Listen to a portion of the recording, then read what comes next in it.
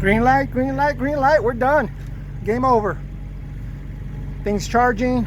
To clarify, that right there is actually a think of it like an alternator for the batteries on a trailer, because if you've seen my videos with the mini chargers, you'll see that when the truck starts, it doesn't matter how much amperage the alternator puts out, because the battery's only getting about 2 or 3 amps. You know, that's all it's doing. And this right here, what it does, it takes the voltage to wake up, and then it amplifies and it turns into a 10 amp alternator strictly for the battery pack. So the batteries are fully charged and better condition. You know, like these guys, they have a tailgate.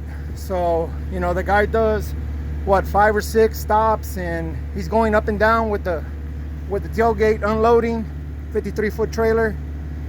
And so, you know, the other way, it's hard on the batteries. And this right here is supposed to be seems like it's a better system. In theory, it sure makes a lot of sense to me. But anyway, thanks for watching.